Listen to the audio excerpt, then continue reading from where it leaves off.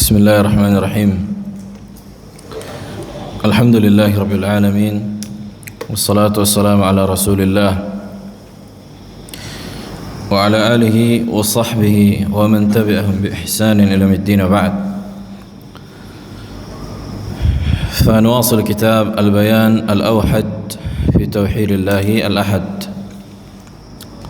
Sebagaimana yang kita sebutkan pada mabahas yang sedang kita bahas ini, menjelaskan lebih lengkap tentang makna at-tahrif dan ta'til, begitu juga dengan ta'wil.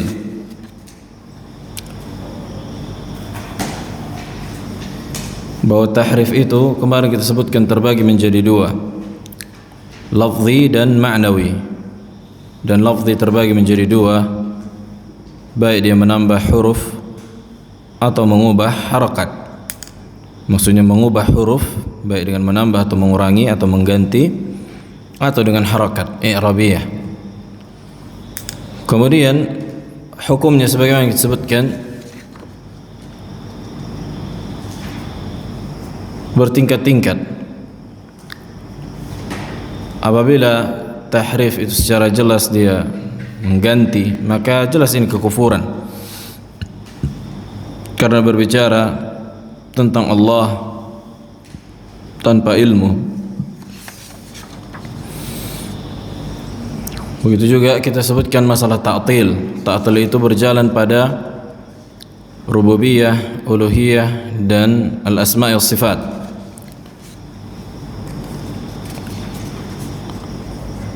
Begitu juga tentang at-ta'wil, bahwa ta'wil itu mencakup tiga perkara. Maknanya ada tiga. Sebenarnya yang perlu ditekankan adalah masalah ta'wil, karena ahlul bid'ah dari kalangan mu'attilah senantiasa mengubah nama Allah Jalla wa'ala, dan mereka menganggap itu adalah kebenaran. Kata mereka ta'wil. Dan ta'wil ini sudah kita sebutkan. Makna yang pertama, huwa sarful lafz anil ihtimal ar-rajih ila al-ihtimal al-marjuh li dalilin yaqtarinu bihi. Memalingkan lafaz dari makna yang rajih, yang jelas, yang dekat, ila al-ihtimal al-marjuh, kepada makna yang dikandung akan tetapi jauh, dengan dalil yang benar, dengan dalil yang ditunjukkan. Nah, maka apabila yang dimaksud dengan takwil dengan makna ini, apabila dalilnya benar, maka tentu ini dikatakan tafsir. Ini dikatakan tafsir. Dan ahlu sunnah tidak mengingkari tafsir. Dan ahlu sunnah juga tidak mengingkari lafaz takwil apabila maknanya benar. Nah, kemudian makna yang lain dari ta'wil, yakni langsung tafsir, yakni tafsir.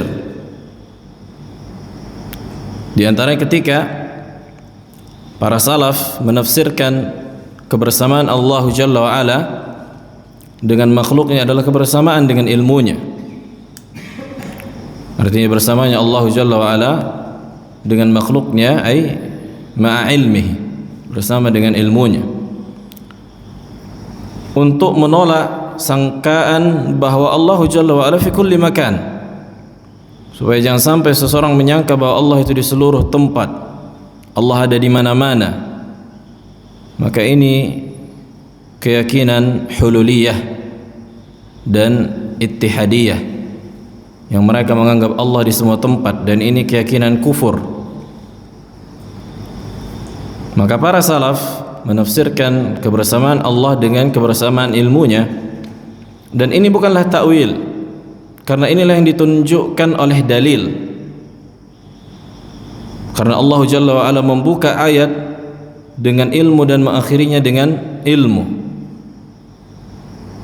maka ini menunjukkan bahwa Allah Jalla wa'ala maknanya bersama makhluknya dengan ilmu dan makna rububiyah. Dan secara bahasa pun kebersamaan tidak memberikan konsekuensi menyatunya antara satu zat dengan zat yang lain. Bukankah kita katakan mazilna nasiru wal qamaru ma'ana, kita senantiasa berjalan dan bulan itu bersama kita. Kita dari Kota Pinang berangkat misalnya jam 8 malam, kita lihat di atas bulan, sampai Medan jam 2 malam kita tengok bulan juga. Kita senantiasa berjalan dan bulan itu bersama kita. Apakah harus bulan itu berada pada mobil kita, menyatu dengan zat kita? Tentu tidak. Dia berada di posisinya di atas dan dia bersama kita. Jadi kebersamaan itu tidak mengharuskan menyatunya antara satu zat dengan zat yang lain. Nah, sesuai dengan konteks dan susunan kata yang digunakan di dalam bahasa Arab. Dan tentu kita sepakat dengan orang-orang Asy'ariyah mutaakhirah bahwa Allah itu tidak menyatu pada zat makhluknya. Nah, tapi mereka menolak sifat tinggi bagi Allah Jalla wa'ala. Sementara kita menetapkan sifat tinggi Allah dan menolak bersamanya Allah dengan makhluknya. Maksudnya kebersamaan yang sifatnya menyatu. Karena zat Allah tidak mungkin menyatu dengan makhluknya.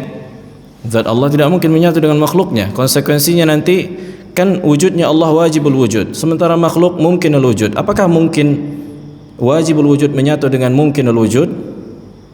Berarti makhluk jadi Allah, Allah jadi makhluk, dan ini tidak diterima secara akal. Nah, kemudian juga makna ta'wil sudah kita sebutkan kemarin kajian subuh. Karena kemarin hujan, kita ganti jadi subuh. Di antara makna ta'wil bahwa mengerjakan perintah, yakni hakikat dari sesuatu.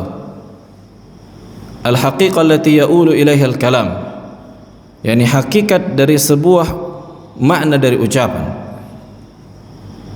Sebagaimana Allah sebutkan di surah Al-A'raf, hal yanzuruna illa ta'wilah, tidaklah orang-orang musyrikin, orang kafir mau beriman illa ta'wilah, kecuali nanti apa? Mereka melihat hakikat hari kiamat. Nah, hakikat ta'wilahu ay ta'wil hakikat dari hari kiamat. Makanya Allah sebutkan yauma ya'ti ta'wiluhu yaqulu alladziina nasuhu min qablu qad ja'at rusul rabbina bil haqq. Nah, udah datang nanti hari kiamat baru mereka mengatakan, baru kami apa? Beriman, karena mereka telah melupakan sesuatu yang datang kepada mereka dengan kebenaran dari yang dibawa oleh para rasul. Begitu juga Nabi alaihi salatu wasalam ketika turun surah An-Nasr, kan itu fasabbih bihamdi rabbika wastaghfirhu innahu kana tawwaba. Pujilah Allah dan sanjunglah Ia dan mintakanlah ampunan, innahu kana tawwaba. Kemudian tidaklah Nabi sallallahu alaihi wasallam setelah ayat ini turun kecuali membaca di setiap rukuk dan sujud subhanakallahumma rabbana wa bihamdik allahumma ighfirli. Apa kata Aisyah? Yata'awwal al-Qur'an. Menunjukkan hakikat dari konsep apa yang diperintahkan di dalam Al-Quran. Itu makna ta'wil. Maka makna ta'wil itu bisa maknanya benar, yakni hak, bisa maknanya batil, kan gitu, sebagaimana yang dikatakan orang-orang Asy'ariyah, Maturidiyah dan orang-orang yang menolak sifat Allah. Nah, dan pembagian ta'wil sudah kita sebutkan, ta'wil sahih dan ta'wil fasid. Ta'wil yang benar itu kita katakan tafsir, dan ta'wil yang fasid, yang rusak, itu kita katakan tahrif. Nah, sekarang kita masuk istilah yang keempat dan perkara yang wajib kita hindari. Ar-rabi' at-tafwid. Qala al-muallif غفر الله له ولوالديه ولسائر المسلمين التفويض لغة الرد. Tafwid secara bahasa maknanya menolak, ar-raddu mengembalikan, menolak, mengembalikan. Qala Ibnu Faris, berkata ulama bahasa Ibnu Faris, al-fa'u wal waw wad dad aslun sahihun yadullu ala ittikalin fil amri ala akhar wa radduhu alayh. Al-fa' wal waw wad dad aslun sahih. Udah kita sebutkan kemarin apa makna aslun sahih. Bang Yasmil. Nah, ahsant, barakallahu fiik. Ay laysa fihi huruf al-illah, kan itu, tidak ada huruf illah. Nah, ini dikatakan huruf sahih karena fa wal waw wad dad, al fa wal waw wad dad aslun sahih yadullu ala ittikalan fil amri ala akhar wa radduhu alayh, yakni menunjukkan disandarkannya sebuah perkara kepada sesuatu dan dikembalikannya. Thumma yufra' atau yufarra' fayuraddu ilaihi ma yushbihuhu min dzalika fuwida ilaihi amruh idza raddahu. Artinya menyerahkan urusan. Makanya amr di situ adalah urusan, perkara secara makna, kan gitu. Adapun secara istilah, sarful lafaz an zahirihi, memalingkan lafaz dari zahirnya.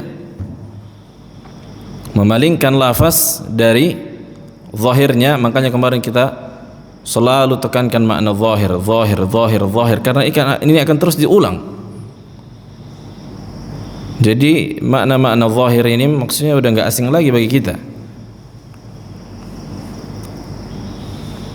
Ma'adami ta'arrudi li bayanil ma'na al-murad minhu, bersamaan dengan itu tanpa mengkorek penjelasan dari makna yang dimaksud. Maksudnya dalil dari Al-Quran dan Sunnah kan menetapkan sifat Allah. Nah, kata mereka wajib kita palingkan ayat Al-Quran atau hadis yang menunjukkan sifat Allah, wajib dipalingkan, jangan ditetapkan sesuai dengan zahirnya. Ini kata ahlu tafwid, bal yutrak wa yufawwad ilmuhu ila Allah.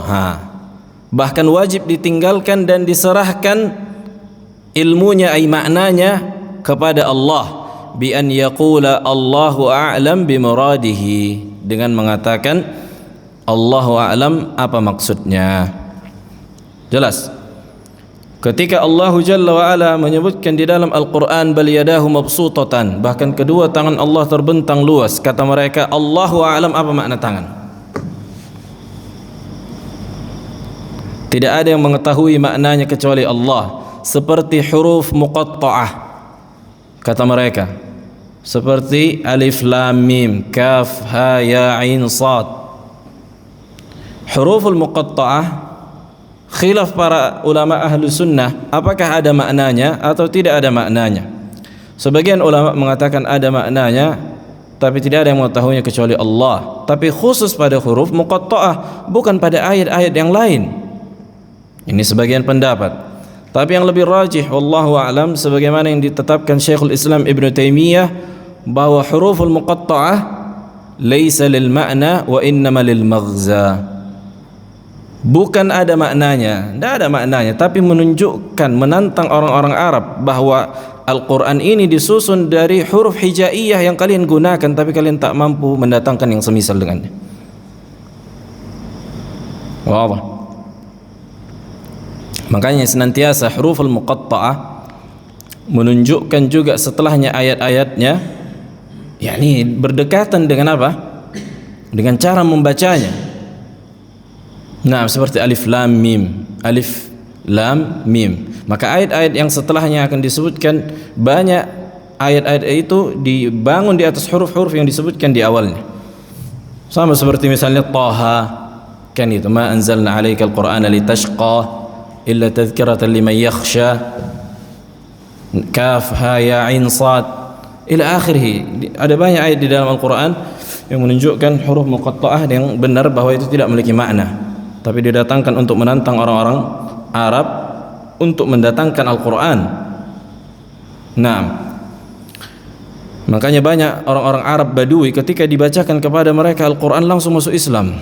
Mereka faham ini susunan Al-Quran ini, grammarnya ini nggak mungkin datang dari manusia. Kami faham syair-syair jahiliyah, tapi nggak pernah datang semisal seperti Al-Quran. Ini datang dari Allah berarti, yang mengajarkan Al-Quran, yang mengajarkan bahasa Arab. Wadah. Jadi apa makna tafwid?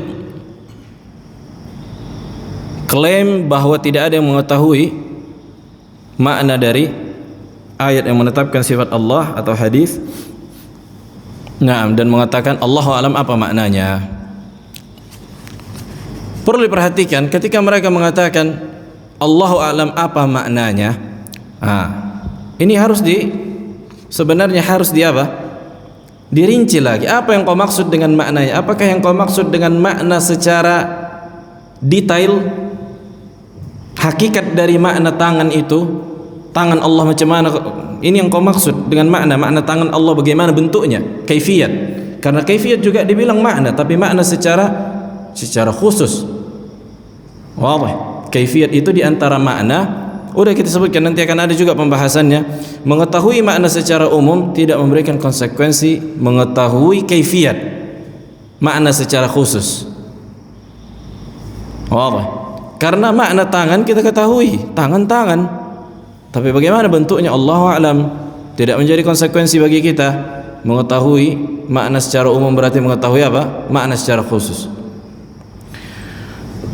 Qala wa yusamma ashabu hadzal madhhab ahlu at-tajhil. Yani ahlu at-tajhil. Kenapa dikatakan orang-orang yang membodohkan? Subhanallah, lihat. Kan kata mereka menuduh orang-orang mutaakhirin dari kalangan Asy'ariyah dan Maturidiyah, Mu'tazilah dan seterusnya.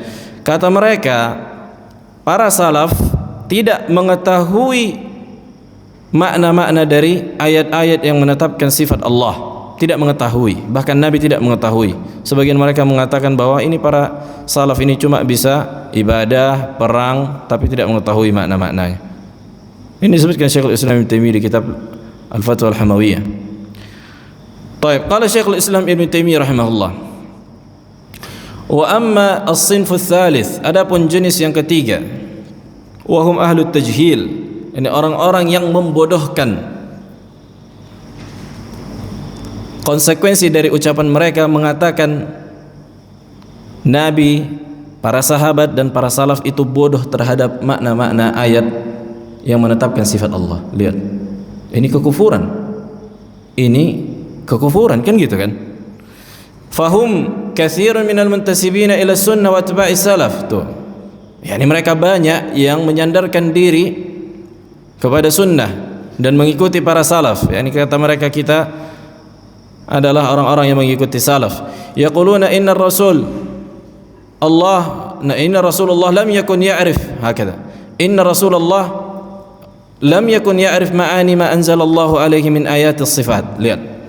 Mereka mengatakan bahwa Rasulullah tidak mengetahui makna-makna apa yang Allah turunkan kepadanya dari ayat-ayat yang menetapkan sifat Allah. Wala Jibril ya'rif ma'ani tilkal ayat. Tidak juga Jibril mengetahuinya. Wala sabiqunal awwaluna arafu dzalik. Tidak juga orang-orang yang terdahulu, yakni para sahabat yang masuk Islam. Wa kadzalika qauluhum fi ahaditsis sifat. Begitu juga mereka ketika mengatakan hadis-hadis yang menetapkan sifat Allah. Inna ma'naha la ya'lamuhu illallah. Syuf. Kata mereka sesungguhnya tidak ada yang mengetahui maknanya kecuali Allah. Wa haula ma'a anna ar-rasul takallama bihadza ibtida'an. Yani bersamaan dengan itu Rasulullah menjelaskan, kan gitu, berbicara dengan hadis, berbicara dengan ayat. Yang pertama kali berbicara kepada para sahabat yang dari kalangan manusia. Fa ala qaulihim takallama bi kalamin la ya'rif maknanya. La ya'rif ma'nahu. Maka konsekuensi dari ucapan mereka ketika mereka mengatakan tidak ada yang mengetahui makna-makna dari sifat Allah, berarti Rasulullah ketika menjelaskan yanzilu rabbuna ila sama'id dunya hina yabqa thulutsal lail akhir, Allah turun ke langit dunia setiap sepertiga malam terakhir, berarti Rasulullah tidak tahu makna turun. Bal yadahu mabsutatan, bahkan kedua tangan Allah terbentang luas, tidak tahu makna tangan. Mungkinkah ini? Kan gitu.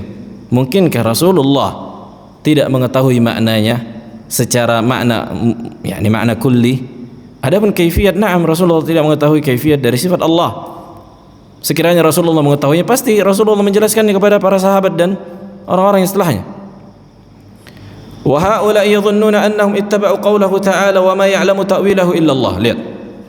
Yani mereka mengklaim, mereka menyangka Mereka mengikuti ucapan Allah di surah Ali Imran yang kita sebutkan kemarin. Wa ma ya'lamu ta'wilahu illallah. Tidak ada yang mengetahui takwilnya kecuali Allah. Kata mereka takwilnya itu apa? Hakikat dari sifat itu. Karena sudah kita sebutkan bahwa para ulama berselisih tentang makna takwil di sini kan gitu. Ala hasabul waqaful ibtida. Sesuai dengan berhentinya. Di ayat di surah apa? Di kitab Ushulul Iman kemarin kita sudah lama kita jelaskan. Wa ma ya'lamu ta'wilahu illallah. Kalau waqafnya illallah sampai lafzul jalalah, maka makna ta'wil di situ apa? Ada yang masih ingat? Nah, ahsant. Haqiqatus syai'. Hakikat dari makna ayat itu, hakikatnya, kaifiatnya. Maka na'am, tidak ada yang mengetahui kaifiatnya, perkara yang gaib. Makna-makna atau bentuk sifat Allah tidak ada yang mengetahui kecuali Allah. Dan ada juga waqaf yang kedua, wa ma ya'lamu ta'wilahu illallah warrasikhuna fil ilm. Warrasikhuna fil ilm, waw di situ jadi ataf kan gitu. Kalau waqafnya di lafzul jalalah, waw di situ jadi istinafiyah.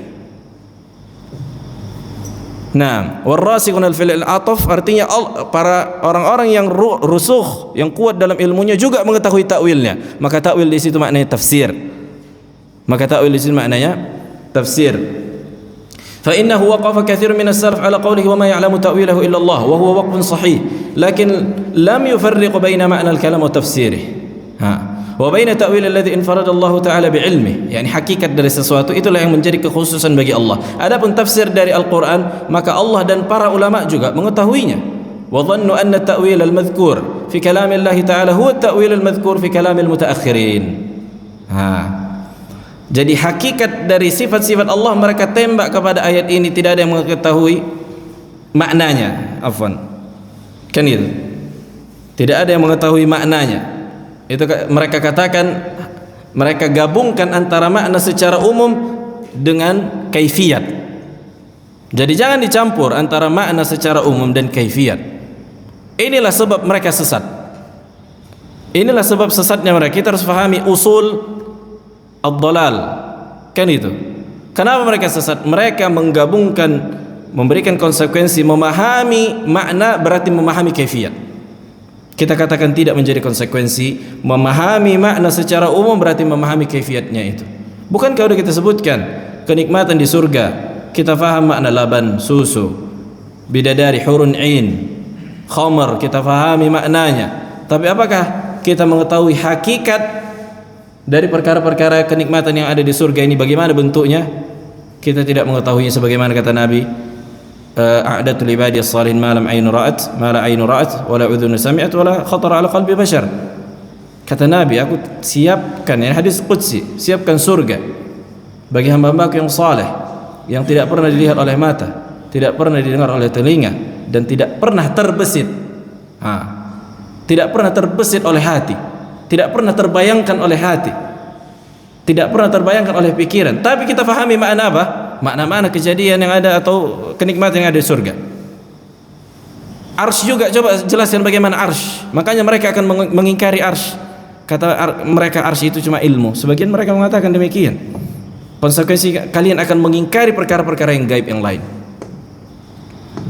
Nah, maka perkara yang gaib itu nggak bisa kita pakai akal kita untuk mengetahui hakikatnya.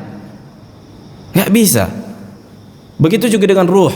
Ruh, kita punya ruh nggak? Bisa nggak kita jelaskan bagaimana hakikatnya? Nggak bisa.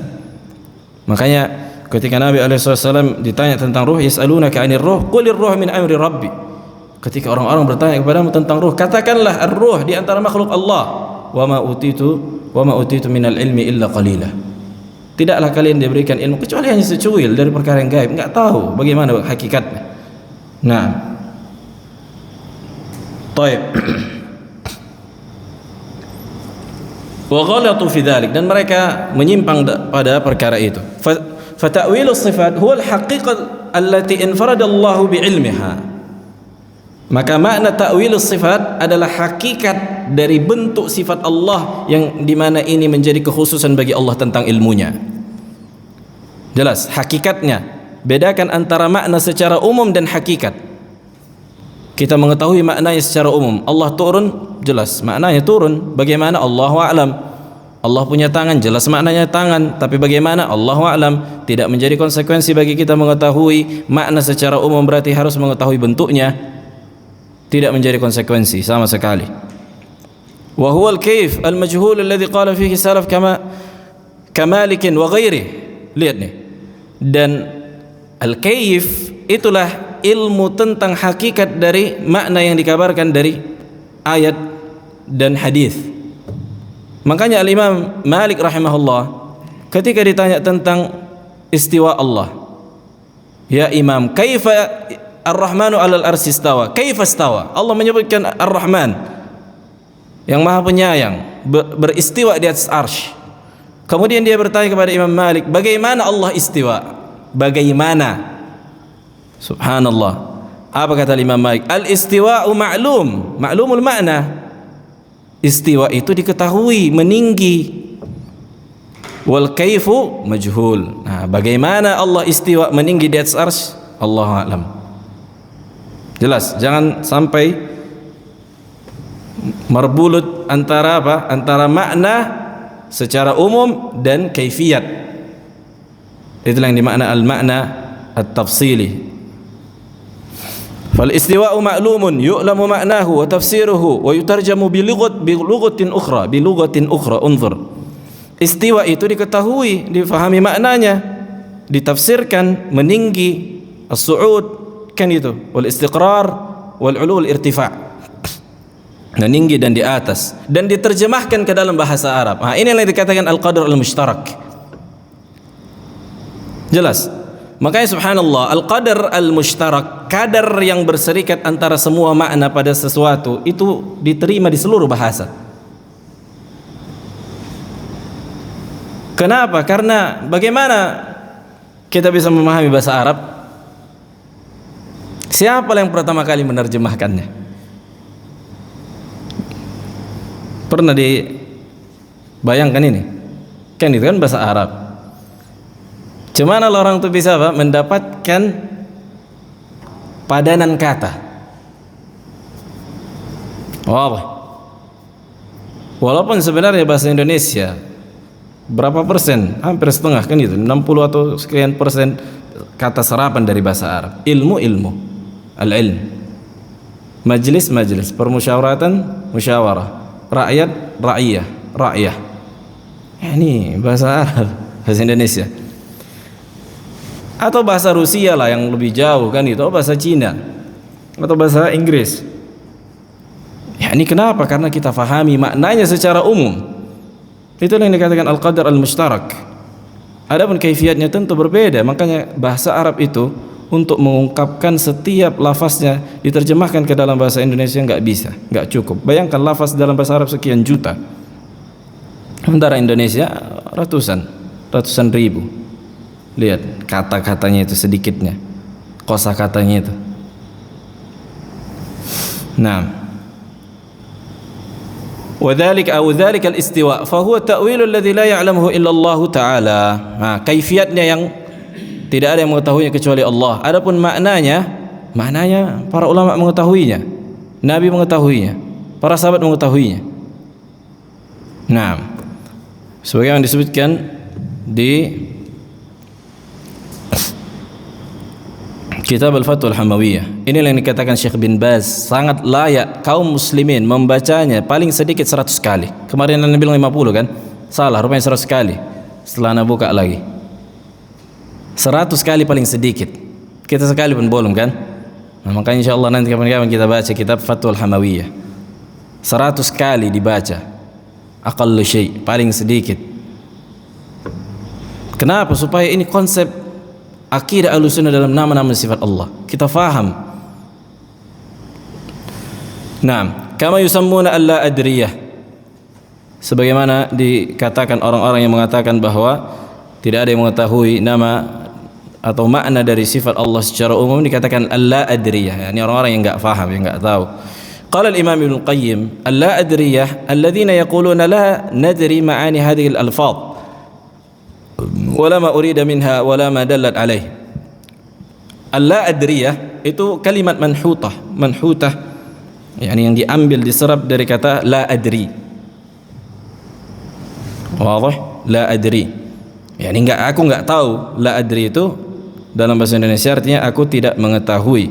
Karena kan kalau kita tanya mereka apa makna tangan, kata mereka enggak tahu. Ya maksudnya tangan Allah Jalla wa Ala pada ayat itu. Kalau yang kau maksud dengan kaifiyat, iya. Kita katakan kita tidak mengetahui kaifiyahnya. Tapi maknanya masa enggak tahu? Maka makna secara umum itu tidak boleh dihilangkan. Tidak boleh dihilangkan. Naam.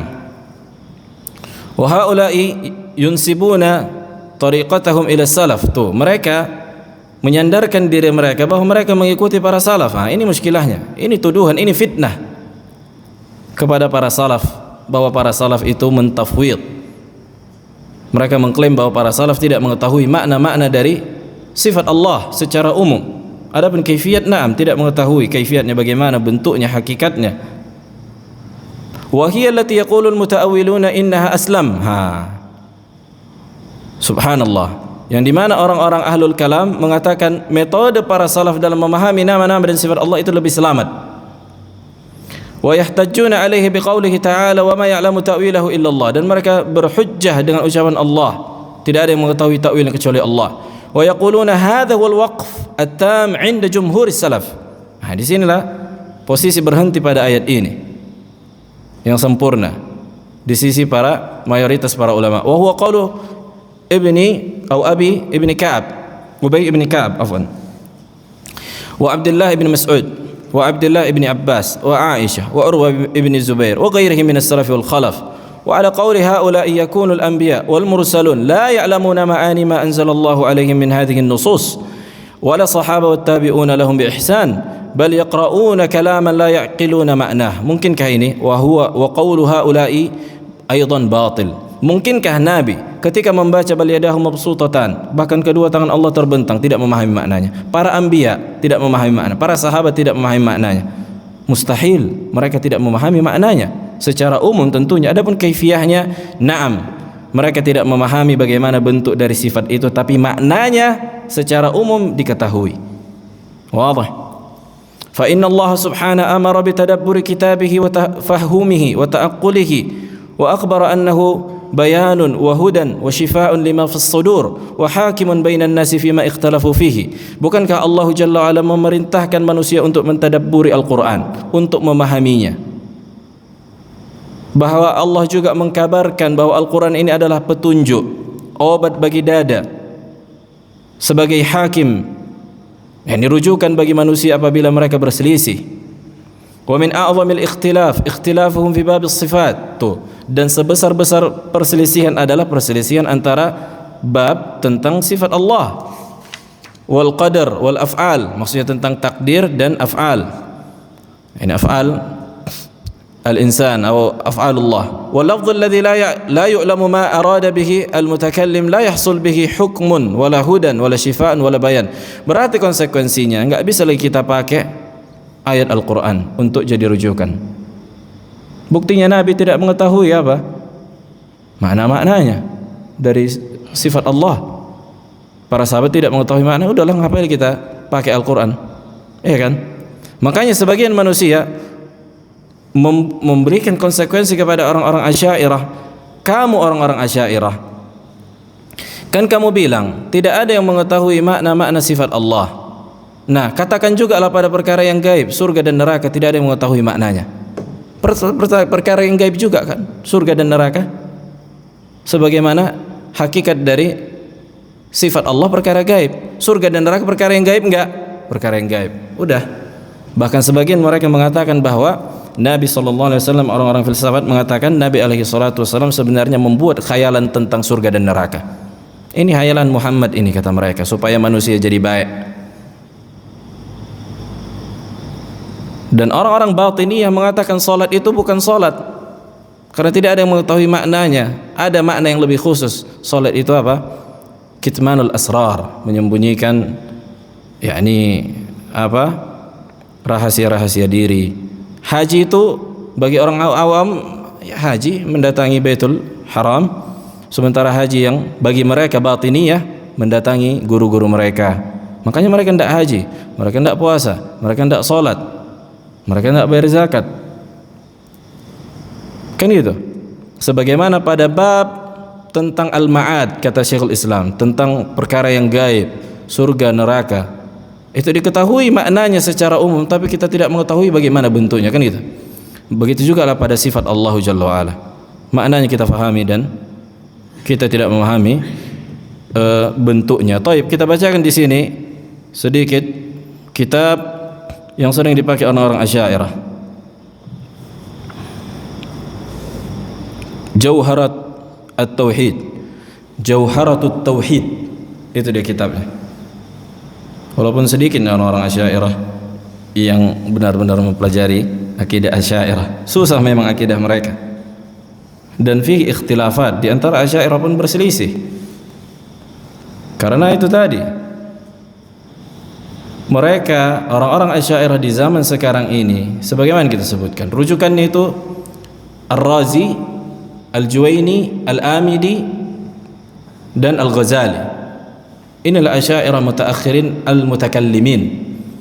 Adapun Asy'ariyah yang dulu seperti Al-Baqillani itu masih ringan kesesatannya dalam nama-nama dan sifat Allah Jalla wa Ala. Dan orang-orang Asy'ariyah banyak enggak mengetahui mazhab mereka, keyakinan kami Asy'ariyah. Hendaknya tahu kamu akidah kamu macam mana berbulutnya. Kalau udah kamu pelajari rupanya kitab-kitab Asy'ariyah, enggak juga dipelajari orang. Tapi itulah karena modal mendengarkan potongan video dari ustadz yang mengaku Asy'ariyah, maka itulah yang mereka ikuti. Padahal subhanallah, dalam akidah Asy'ariyah diharamkan taklid. Bagi siapa yang taklid maka tidak sah imannya. Harus dia pelajari akidahnya. Apakah semua orang yang mengaku Asy'ariyah mempelajari akidahnya? Mayoritasnya tidak. Berarti mereka membatalkan iman mereka dengan mazhab mereka sendiri. Baik. Kitab Jauharatut Tauhid ditulis oleh Al-Baijuri di kurun-kurun yang setelahnya. Berkata Al-Baijuri, wa kullu nassin awhama tashbihan, wa kullu nassin awhama tashbiha awwilhu aw fawwidhu wa rum tanziha. Semua dalil yang dianggap menyerupakan Allah dengan makhluknya, lihat, semua dalil yang dianggap menyerupakan Allah dengan makhluknya silahkan takwil atau tafwid, dan inilah dalam bentuk memuliakan Allah. Subhanallah. Makanya kemarin kita bahas masalah zahir, kan, bahwa zahir bagi ahlu sunnah adalah hak dan tidak bentuk menyamakan Allah dengan makhluknya, bukanlah sebuah menyamakan Allah Jalla wa Ala dengan makhluknya.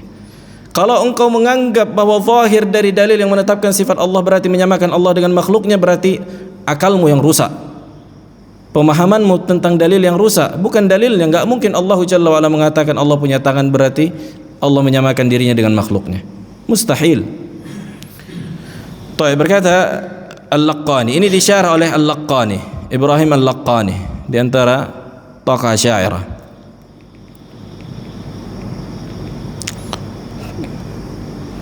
Apa tadi nasnya? Wa kullu nassin awhamat tashbihan awwilhu aw fawwidhu wa rum tanziha. Awwilhu katanya di sini di halaman 104, ay ahmilhu ala khilafi zahirihi ma'a bayanil ma'na al-murad. Apa katanya? Ahmilhu ala khilafi zahirihi ma'a bayani al-ma'na al-murad, atau uhmiluhu, nah, atau ahmilhu, karena di sini fi'il amr, kan gitu. Artinya ketika kita mengatakan, kita membaca ayat di dalam Al-Quran bahwa Allah memiliki wajah, wa yabqa wajhu rabbik dzul jalali wal ikram, dan wajah Rabbmu itu tetap eksis, yang memiliki kemuliaan, maksudnya tetap ada, dan keagungan. Katakan kalau wajah berarti apa? Manusia punya wajah, makhluk punya wajah. Ini kayaknya sama lah ini nanti sama Allah ini kalau dipaturut ini. Katanya apa?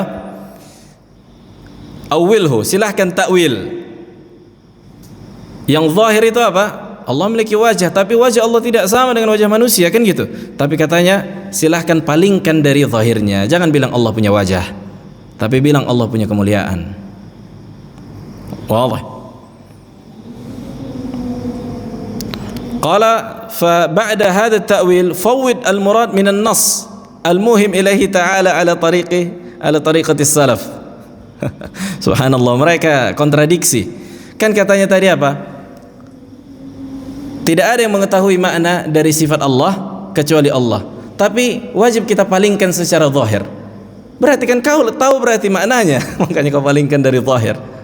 Kan katanya tadi apa? Tidak ada yang mengetahui makna dari sifat Allah. Misalnya tangan, tidak ada yang mengetahui tangan. Allah alam apa makna tangan itu. Tapi wajib kita palingkan dari zahirnya. Lah, berarti tahunya kau maknanya, makanya bisa kau palingkan dari zahir. Makanya ini diantara ilzam, konsekuensi membantah mereka. Berarti tahu kau. Kau bilang orang nggak tahu, maksudnya apa? Kamu jangan menafsirkan, kami yang boleh menafsirkan. Itunya sebenarnya. Wadah. Adzan, tafadhal. Baik. Kita lanjutkan sedikit dari ucapan Al-Laqani pada syarah kitab Jauharatut Tauhid yang senantiasa diagung-agungkan oleh Asy'ariyah. Katanya tadi, apabila kita mendapatkan nas, yakni dalil menetapkan sifat Allah dan itu dianggap sebagai bentuk menyerupakan, maka wajib bagi seseorang mentakwilnya atau mentafwidnya dan memalingkannya dari zahirnya. Makanya sudah kita sebutkan bahwa Asy'ariyah itu ada dua mazhab. Imma mentakwil, yakni mengatakan wajah misalnya dengan kemuliaan atau tangan dengan kekuatan, atau tafwid, mengatakan Allahu a'lam apa makna tangan di situ, Allahu a'lam apa makna wajah, Allahu a'lam apa makna istiwa. Seluruh sifat-sifat Allah Jalla wa'ala yang dianggap, lihat, makanya bisa pula kayak gitu kan. Patokannya adalah akal, berarti yang dianggap menyamakan. Makanya mereka Asy'ariyah menetapkan 7 sifat. Yang pertama as-sama' wal basar, yakni pendengaran, penglihatan, ilmu, qudrah, al-khalq wal ijad. Dan satu lagi iradah. Ada 7 sifat inilah yang menjadi usul mazhab Asy'ariyah dalam menetapkan sifat Allah. Kemudian muncul nanti sifat silbiyah menjadi 20, menjadi 40. Itu yang sering dihafal manusia atau sebagian manusia di zaman dulu kan gitu. Wujud, qidam, baqa, mukhallafatul lil hawadisi, qiyamuhu bi nafsihi, wahdaniyat, qudrat, iradat. Dan ini sifat, ada sifat silbiyah namanya. Sementara sifat ijabiyah yang ditetapkan bagi Allah, bagi mereka itu ada 7 sebagaimana kita sebutkan. Yang pertama as-sam' wal basar, mendengar dan melihat, kemudian al-ilmu, kemudian al-qudrah, kemudian al-iradah, kemudian al-ijad, al-khalq wal ijad. Ini menciptakan. Wadih. Subhanallah, yakni kok bisa lah patokan kalian dalam menetapkan sifat Allah itu akal. Dan ini semua mereka tetapkan dengan akal, bukan dengan dalil. Akal yang mereka jadikan patokan utama. Makanya akan datang pembahasan di antara pondasi syaitan ketika lebih mengedepankan akal dibandingkan dalil. Bukankah iblis ketika enggak mau sujud kepada Adam mengedepankan akal? Ana khairum minhu, aku lebih baik dari Adam. Apa konsep akal iblis? Khalaqtani min nar, khalaqtani min nar wa khalaqtahu min tin. Engkau ciptakan aku ya Allah dari api dan engkau ciptakan Adam dari tanah. Kok bisa api yang asalnya dari api sujud kepada yang diciptakan dari tanah? Ini konsep akal iblis. Ini disebutkan Ibnu Qayyim rahimahullah. Yang pertama kali menggunakan akal untuk menolak dalil, menolak perintah adalah iblis. Ini yang diikuti orang-orang filsafat ketika lebih mengedepankan akal dibandingkan dalil. Subhanallah. Nah, makanya katanya di sini, lihat. Qala fa ba'da hadha at-ta'wil, maka setelah ditakwil, dipalingkan makna yang zahir kepada makna yang tidak zahir, kepada yang marjuh, kan gitu. Seperti mengatakan tangan Allah bukan tangan di situ maknanya, tapi kekuatan. Al-muradu minhu minan nas al-muhim ilaihi ta'ala ala tariqati salaf. Yani mereka menganggap memalingkan makna dari zahir kepada yang lain itu adalah metode para salaf. Wa hum man kanu qabla al-500. Yani para salaf, kata si Laqani ini, para salaf itu adalah sebelum 500 tahun yang lalu, maksudnya setelah hijrah. Wa qila al-qurun ats-tsalatsa as-sahaba wat tabi'un wa atba'ut tabi'in. Dan dikatakan juga yakni salaf itu adalah para sahabat, tabi'in dan pengikut tabi'in. Wa tariqatul khalaf a'lam wa ahkam. Unzur. Dan metode para khalaf maksudnya orang-orang ahlu filsafat, yakni guru-guru mereka pada mazhab Asy'ariyah itu lebih mengetahui dan lebih hikmah. Lima fiha min mazidil idah wal radd 'ala al khusum. Karena terkandung di dalamnya ada yang lebih jelas, yakni kejelasan makna dan membantah orang-orang yang membantah, maksudnya membantah musuh bagi mereka. Wahiyal arjah, dan ini yang lebih kuat. Walidzalika qaddamaha al-musannif, oleh karena itu lebih dikedepankan penulis, yakni al-Baijuri al-Asy'ari. Wa tariqatu as-salaf aslam, dan metode para salaf aslam, yakni tafwid kata mereka aslam. Lima fiha min as-salamati min ta'yin ma'na qad yakunu ghairu murad lahu ta'ala. Unzur, subhanallah, tanaqud. Katanya apa tadi? Metode para salaf ketika mengatakan Allahu alam apa maknanya, ini lebih selamat dibandingkan mentahrifnya. Kenapa? Karena kalau kita tahrif bisa jadi bukan itu yang dimaksud oleh Allah. Tahunya kau sekarang bisa jadi bukan itu yang dimaksud oleh Allah. Kenapa kau tahrif? Lihat ini kata siapa? Al-Laqani. Dan ini ucapan mengandung kekufuran kata para ulama. Kok bisa lah pula metode para salaf aslam lebih selamat, dan metode para khalaf maksudnya orang-orang ahlul kalam itu lebih mengetahui dan lebih hikmah. Bukankah yang aslam lebih selamat berarti lebih a'lam wa ahkam? Ini tanaqud. Ini disebutkan Syekhul Islam Ibnu Taimiyah di kitab Al-Fatwa Al-Hamawiyah. Jelas. Kok bisa kalian mengatakan bahwa metode para khalaf ahlul kalam ini lebih pinter, lebih hikmah? Karena salaf itu enggak mengetahui maknanya, tapi mereka lebih selamat. Justru yang lebih selamatlah yang lebih a'lam wa ahkam. Taunya kalian ini berbahaya, tahrif itu berbahaya, kan gitu. Bisa jadi betul maknanya, bisa jadi salah. Bisa jadi itu yang Allah maksud, bisa jadi enggak. Lihat, ini kata mereka ini. Wa qad yakunu, subhanallah. Ini bantahan telak kepada mereka. Qala lima fika minas salama min ta'yin ma'na qad yakunu ghairu murad lahu ta'ala. Bisa jadi bukan itu yang Allah maksud kalau kita tahrif. Kok bisalah kalian membangun akidah kalian di atas keraguan-raguan? Sementara akidah Ahlussunnah jelas menetapkan apa yang Allah tetapkan sesuai dengan zahir, dan zahir dari ayat bukanlah tasbih. Ini kaidah.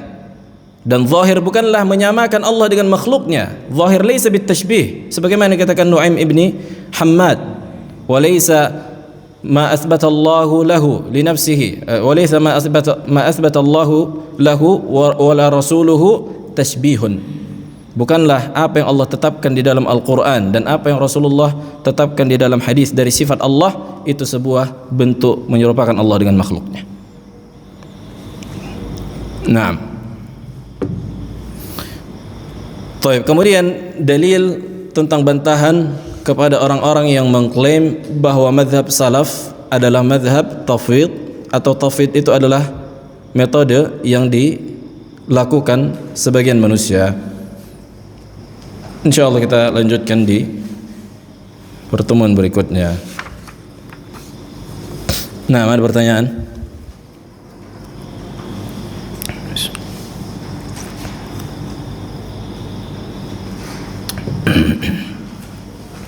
Yang jelas kita fahami makna tafwid. Nah, apa tadi? Kita panjang lebar, enggak paham kita tafwid. Abu Muhammad, apa makna tafwid?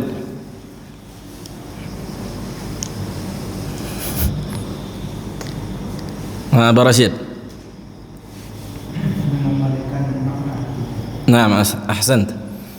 Mengembalikan maknanya kepada Allah dengan mengatakan Allahu alam apa maknanya. Jelas. Sementara kata Imam Malik apa tadi ketika ditanya tentang istiwa? Bang Harun? Al-Imam Malik ketika ditanya tentang istiwa Allah, al-istiwa'u ma'lum. Istiwa itu diketahui. Kok bisa dikatakan Allah alam apa maknanya? Berarti kalian tidak mengikuti para salaf. Begitu juga yang athar yang sudah kita sebutkan kemarin, yang dinukilkan oleh Abul Qasim al-Asbahani, Al-Imam Malik, Al-Imam Syafi'i, Al-Auza'i, As-Sa'ad, Al-Layth ibn Sa'ad, Ibn Qattan, Al-Khattabi, para ulama, Abu Zur'ah Ar-Razi, Abu Hatim Ar-Razi, Al-Imam Ibn Khuzaimah, Ibn Mandah, Al-Imam Ahmad, seluruhnya mengatakan apa? Al-ma'ruf, al-ma'lum, al-masyhur. Sifat-sifat Allah Jalla wa'ala diketahui maknanya, masyhur di kalangan para ulama, para salaf, orang-orang yang mengerti bahasa. Tapi kaifiyahnya tidak kita ketahui, sebagaimana katakan Imam Malik, wal kaifu majhul, bentuknya bagaimana Allah istiwa. Konsep dari istiwanya Allah itu bagaimana persisnya, Allahu a'lam. Dan zahir dari nas bukanlah tashbih. Zahir dari nas, zahir dari ayat yang menetapkan sifat Allah bukanlah bentuk menyamakan Allah dengan makhluknya. Naam.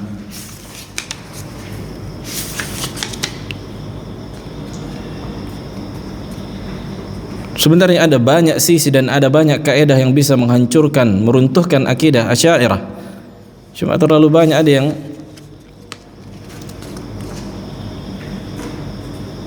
makanya Nabi bilang kebanyakan orang Asy'ariyah tidak memahami akidah mereka. Kebanyakan orang Asy'ariyah tidak memahami akidah mereka. Kenapa mereka tidak memahami akidah mereka? Karena jahilnya mereka terhadap akidah salaf. Ini disebutkan Syekhul Islam Ibnu Taimiyah di antara sebab sesatnya manusia disebabkan larinya mereka dari petunjuk salaf. Jauhnya mereka dari ilmu para salafus saleh. Kitab para ulama salaf ada sangat banyak, ratusan yang menyebutkan tentang akidah. Kenapa enggak dibaca? Para muhadditsin, ahlul hadis, Al-Imam Ibn Khuzaimah, Al-Imam As-Sabuni, Aqidatus Salaf Ashabil Hadis, Ibn Mandah, Kitab Tauhid.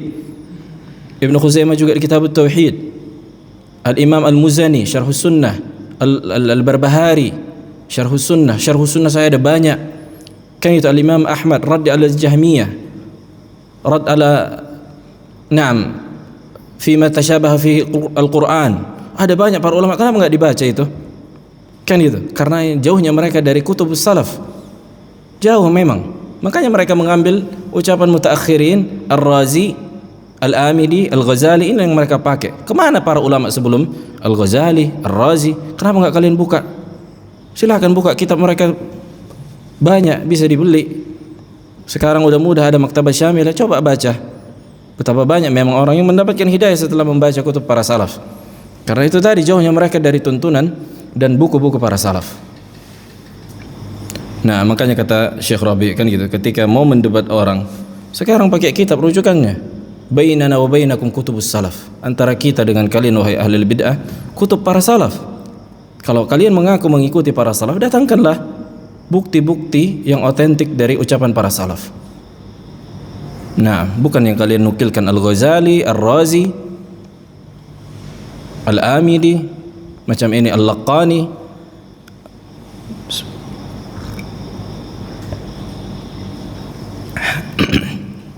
Nah, ada pertanyaan? Fadhal. Jadi saya sebutkan juga bahwa fondasi kita syariah itu ada 7 tadi. Nah, itu sifat yang mereka tetapkan. Kan di antara 7 itu yang maksudnya tadi antara yang melihat, mendengar. Nah. Karena itu juga sebenarnya bisa dianggap sama juga. Naam, ahsant. Naam, ahsant. Nah, itu di antara lawazim mereka. Akan datang pembahasan insyaallah. Al-kalamu fi ba'd as-sifat kal-kalami fi sa'ir as-sifat. Berbicara pada sebagian sifat Allah berarti berbicara pada seluruh sifat Allah. Sebagaimana kalian menetapkan sifat yang 7 ini dan kalian menganggap itu bukan menyamakan Allah dengan makhluknya, maka kami pun menetapkan seluruh apa yang Allah tetapkan di dalam Al-Quran dan Sunnah, dan kami itu menganggap itu bukan menyamakan Allah dengan makhluknya. Kan gitu.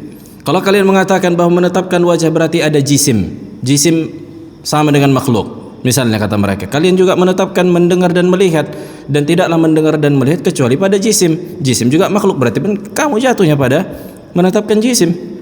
Apa bedanya dengan kami? Makanya imma kalian tolak seluruh sifat Allah atau kalian tetapkan seluruhnya. Adapun kalian tetapkan sebagian, kamu tolak sebagian yang lain, tidak sesuai dengan akal, ini kontradiksi. Kalian tolaklah seluruhnya biar jadi ateis kalian. Kan gitu. Makanya nanti udah kita sebutkan, ada yang mengatakan apakah Allah ada? Enggak. Apakah Allah enggak ada? Juga tidak ada. Juga tidak ada. Ini yang lebih gila memang. Mereka mengatakan begitu karena kalau kata mereka, kalau kita tetapkan Allah itu ada, berarti Allah sama dengan makhluknya karena makhluknya ada. Kalau kita katakan Allah nggak ada, kita katakan berarti Allah seperti yang tidak ada, dan Allah itu tidak sama juga dengan yang tidak ada. Kita katakan juga Allah tidak ada. Apa itu Allah alam? Tanaqud, yakni nggak masuk akal. Yang dikatakan dengan salb an-naqidain. Makanya subhanallah kalau kita baca kitab mereka, orang-orang Asy'ariyah itu membantah Mu'tazilah. Mu'tazilah membantah Asy'ariyah. Maka yang menang adalah Ahlus Sunnah, kan gitu. Sebagaimana kita menetapkan seluruh sifat yang Allah tetapkan dan Rasulnya pun tetapkan, dan tidak kita katakan sifat Allah itu sama dengan makhluknya. Intah, selesai, habis perkara, ketok palu, kan gitu. Ini enggak, oh ini sebagian yang sesuai dengan akal baru. Dan itu juga bahwa Asy'ariyah ketika menetapkan mendengar dan melihat tidak sebagaimana Ahlus Sunnah menetapkan mendengar dan melihat. Mereka menembak mendengar dan melihat, artinya kata mereka ilmu. Nah, mereka mengatakan mendengar dan melihat itu ilmu. Mereka takwil. Karena kalau idrak, mendengarkan, idrak al-masmu'at, menjangkau sesuatu yang terdengar, dan melihat menjangkau sesuatu yang terlihat, kata mereka apa yang dilihat dan apa yang didengar itu berubah. Sementara konsep ketuhanan bagi mereka, filsafat kan mengatakan di antara konsep ketuhanan itu harus statis, tidak berubah. Nah, ini konsep yang menghancurkan akidah mereka. Ini mereka ambil dari filsafat. Kata mereka Tuhan itu harus statis, tidak berubah. Ini dari Aristoteles, dari Aflatun. Orang-orang yang mulhid, orang ateis loh yang kalian jadikan apa? Rujukan dalam berakidah. Tapi kalau kalian tetapkan sebagaimana yang Allah tetapkan, tidak memberikan konsekuensi sama dengan makhluknya, selamat kalian di dunia dan di akhirat. Nah, ini yang dibantah oleh Syekhul Islam Ibn Taimiyah dalam kitab Dar Ta'arud An-Naql wal Aql, meninggalkan kontradiksi antara akal dan dalil. Itu yang dikatakan dalilul a'rad wa hudutsul ajsam. Ini konsep filsafat ini. Inilah taghut yang membuat mereka menolak sifat Allah. Nah, walaupun sebenarnya materi ini dipelajari di S3 sebenarnya, dalilul a'rad wa hudutsul ajsam.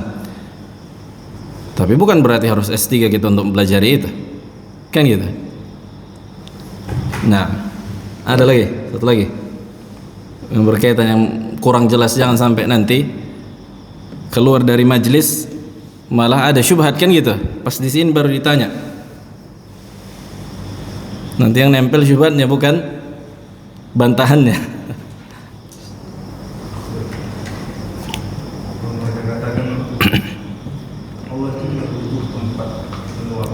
Nah, ahsan.